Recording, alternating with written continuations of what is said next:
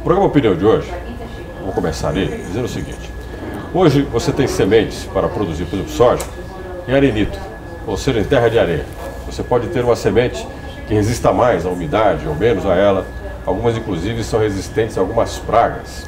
Colheitadeiras fantásticas, que se adequam ao solo. Algumas têm ar-condicionado para quem está fazendo a colheita. Enfim, uma tecnologia fantástica que atende ao homem, atende à produção. Mas quando a produção é feita, é recolhida, você produziu e colheu, vai transportar a produção de soja para algum porto ou para um armazém, aí as coisas mudam de figura. É sobre a logística que nós vamos conversar hoje. O transporte rodoviário, ferroviário, hidroviário. Qual é a do Brasil no futuro? Será que nós vamos ter escolhas ou temos a ditadura de único modal? Para falar sobre isso, eu tenho aqui comigo Júlio César Bueno Alves. Ele é gerente de logística integrada da Cocamar, também professor de logística do Sesumar. Júlio, bem-vindo ao programa Opinião. Obrigado, Gilson. Obrigado pelo convite. E acho que é importante ter essa oportunidade de a gente refletir aí o que vai ser o futuro da logística do nosso país, que suporta diversas operações, inclusive a operação agrícola. Agora, quando a gente fala de logística, a gente vê as ferrovias, a gente tem ferrovias em nossa região, tem rodovias, sim, mas nós temos uma história de um país que um dia fez uma escolha. Tá? E parece que escolheu não muito bem, ou se escolheu um só. Eu queria que você falasse um pouquinho para nós. Primeiro, qual é o grande problema da logística, do transporte de cargas no Brasil? Perfeito. E o quanto que isso atrapalha o desenvolvimento do país? Eu entendo disso. Quando você fala da escolha, talvez a escolha não foi a escolha errada, ela foi no sentido não do modal, mas de ser um único modal como nosso principal modal, um peso significativo no nosso modelo de logística. Então o Brasil fez uma escolha no passado pelo modal rodoviário, um modal muito importante, mas é importante hoje em dia termos opções em relação a essas escolhas dos modais, no caso ferrovia ou hidrovia. Por quê? Porque o Brasil é um país de extensão territorial, dimensão territorial equivalente aí a continentes. Então é um país de extensão continental. E os países de extensão continental, como por exemplo a China, a Rússia, os Estados Unidos, o Canadá, esses países têm uma utilização, por exemplo, do modal ferroviário e hidroviário como modais muito importantes na sua matriz de transporte. Que a gente não tem. A gente tem pontualmente aí algumas opções de ferrovia em alguns locais do Brasil. O Brasil abandonou as suas ferrovias por muitos anos. As hidrovias estão mais concentradas na utilização como modal realmente de transporte no norte do nosso país. Mas o Brasil tem a possibilidade de ter muito mais ferrovias e hidrovias na concepção e por necessidade também. Ô, Júlio, a sua colocação que você colocou que as hidrovias se concentram mais na região norte do país. Sim. Ou seja, a bacia amazônica, eu tenho ali uma grande quantidade de... Isso, centro-oeste a gente tem algumas opções importantes também. Agora, é possível fazer a hidrovia chegar em regiões como o sudeste, o sul do país?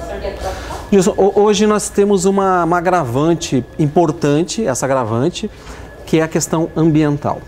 Então, o Brasil, diferente da China, nós temos uma democracia.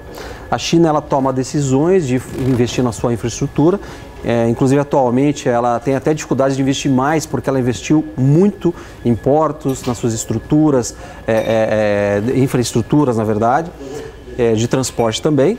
E isso é feito de uma forma, no modelo de um país que não não tem a democracia. Se decreta, se faz. Decreta, faz-se e ponto. Eu vejo com bastante receio esse modelo, eu gosto muito da democracia. Ele é eficiente, mas tem problema. Ele é eficiente, mas ele é unilateral, então isso é uma agravante. No caso do Brasil, que é uma democracia, e nós temos muita natureza para cuidar, isso é importante, porque nós não somos só um ponto importante do meio ambiente no nosso país, mas para o mundo, as coisas são mais complexas.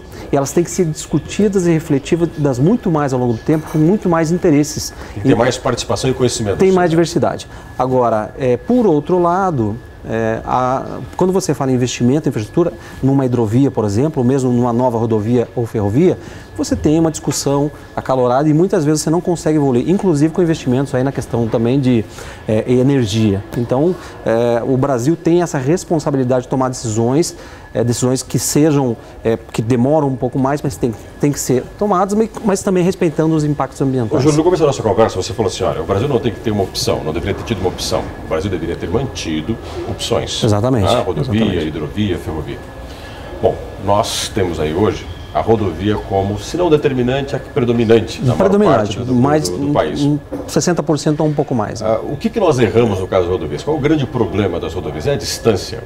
O que é o problema do uso, por exemplo, do caminhão como meio de transporte? O caminhão é um modal de transporte bastante utilizado no mundo inteiro, mas como ele tem o custo variável dele é significativo, chegando até 60%, por exemplo, de todo o custo do transporte rodoviário, ele é feito para viagens de curta distância, 200, 100, 300, talvez até 400 quilômetros, ou para distribuição urbana em função da sua flexibilidade. Ele é para andar pouco. Exatamente, é para andar pouco, ou em grandes centros, né? Andar muito, urbana, mas num espaço determinado. Exatamente, então ele é feito inclusive para ser utilizado em conjunto, é o que a gente chama de intermodal ou multimodal, com outros modais de transporte.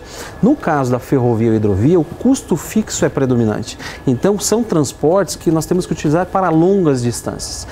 De novo, comparando o Brasil, ele tem na sua matriz de transporte a utilização da ferrovia, muito parecido com países como a França, a própria Alemanha, países de menor extensão territorial. Enquanto que a Rússia, Estados Unidos, o Canadá, a própria China usam muito mais o ferroviário. Então o Brasil está andando a gente brinca que está andando com a turma errada. O Brasil um dia tem que vir a andar com a turma certa. Então por isso que ele tem que investir muito mais nas ferrovias. Caminhões, por exemplo, da Europa seria aceitável a utilização mais de caminhões. Exatamente, eles utilizam muito mais dentro do contexto do seu país. Lógico que eles usam muita ferrovia, mas para a logística internacional desses países.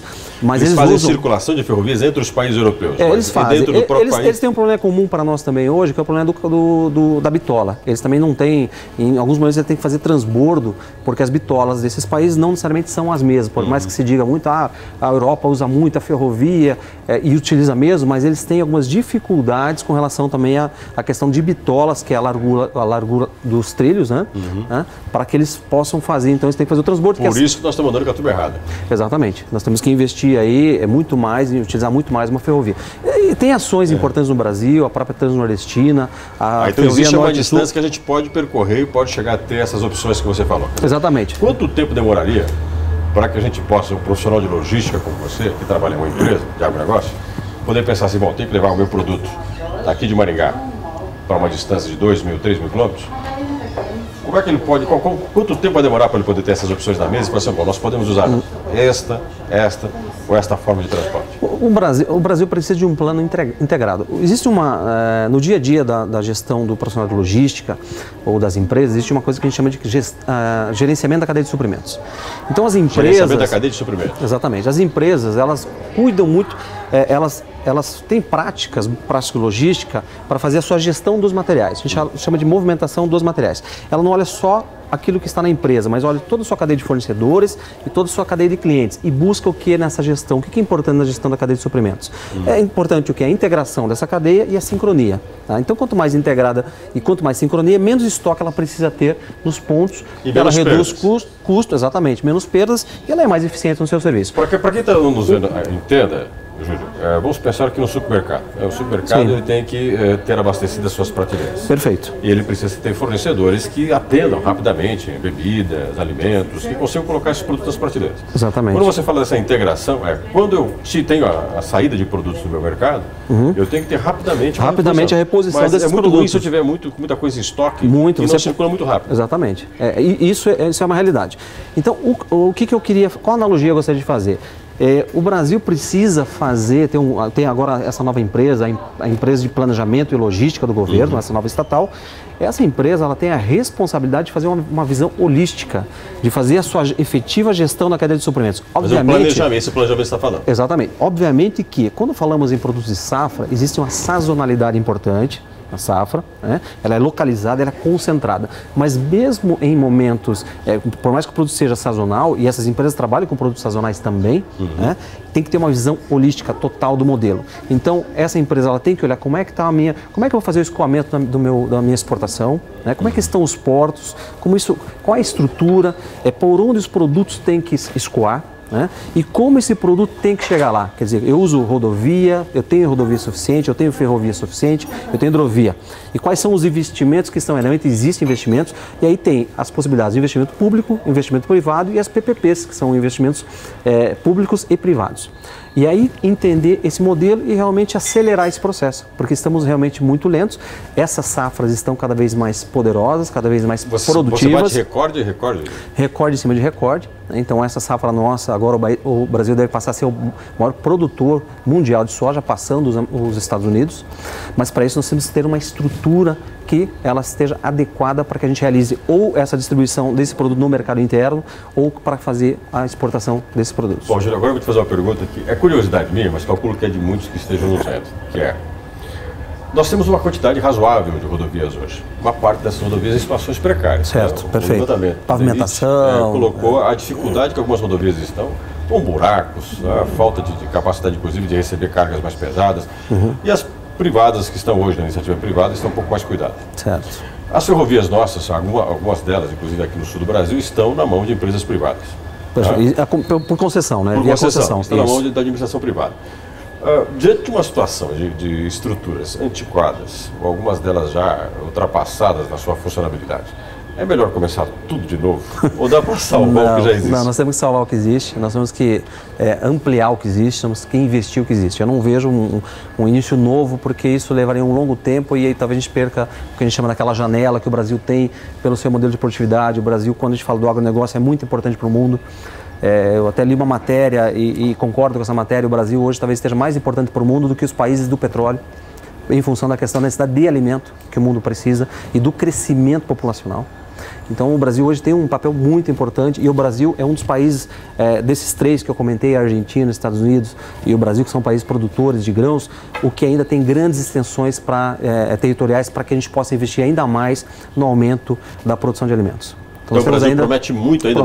Promete bastante. Então nós temos que investir, obviamente que quando a gente fala em ferrovia, eu até estive nessa empresa que tem a concessão aqui no sul do Brasil, e quando a gente compara o Brasil com os Estados Unidos, com a Europa, lá você tem malhas de ferrovia com duas mãos, né? Uma mão de ida e uma mão de volta, e o Brasil é a mão única. E isso leva uma agravante, uma complexidade imensa para você fazer gestão, por exemplo, da ferrovia, né? Em função de possíveis acidentes mesmo, em função de otimizar. Então você tem que ter saídas aí, a composição ferroviária ela tem que ter uma saída para esperar a outra composição passar, você tem paradas. E a questão do tempo também, dos modais, você leva mais tempo, perde serviço. Mas eu não tenho dúvida que nós temos que aproveitar a estrutura e investir na nossa estrutura e, obviamente, incluir novas estruturas. Eu não vejo que a gente tem que parar nessa estrutura, tem que ter a inclusão de mais infraestrutura no Brasil, mas o que a gente tem é possível melhorar sim e melhorar bastante. Conversei com o Júlio César Bueno Alves, falando sobre logística. Tem muita coisa daí para tratar. Nós poderíamos, por exemplo, no próximo programa, conversar sobre os portos brasileiros, que já é um outro gargalo, os armazéns do país. Mas, Júlio, muito obrigado pela sua presença aqui no Opinião. Obrigado, Gilson. Obrigado pelo convite e é um prazer estar aqui com vocês. Obrigado, até mais. Próximo programa.